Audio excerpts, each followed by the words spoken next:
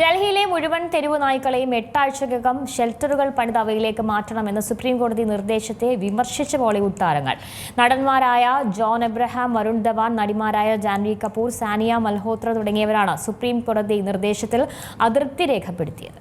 ഡൽഹി എൻസിആറിലെ എല്ലാ തെരുവ് നായ്ക്കളെയും ജനവാസ കേന്ദ്രങ്ങളിൽ നിന്ന് മാറ്റിപ്പാർപ്പിക്കണമെന്നും ഈ പ്രക്രിയയെ തടയുന്ന ഏതൊരു സംഘടനയും കർശനമായ നിയമ നടപടി നേരിടേണ്ടി വരുമെന്നും സുപ്രീംകോടതി കഴിഞ്ഞ ദിവസം പറഞ്ഞിരുന്നു. നായ്ക്കളുടെ കടിയേറ്റ് മരിക്കുന്ന കേസുകളുടെ എണ്ണം വർദ്ധിച്ചുവരുന്ന സാഹചര്യത്തിലാണ് സുപ്രീംകോടതിയുടെ ഈ സുപ്രധാന ഉത്തരവുണ്ടായത്. ഈ വിധിക്കെതിരെ രംഗത്തെത്തിയിരിക്കുകയാണ് ബോളിവുഡ് താരങ്ങൾ.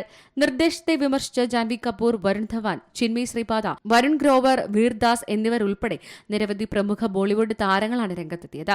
പ്രശ്നങ്ങളുണ്ടെങ്കിലും മൃഗങ്ങളുടെ ഒരു സമൂഹത്തെ മുഴുവൻ കൂട്ടിലടയ്ക്കുന്നത് ഒരു പരിഹാരമല്ല എന്നാണ് ജാൻവി കുറിച്ചത്.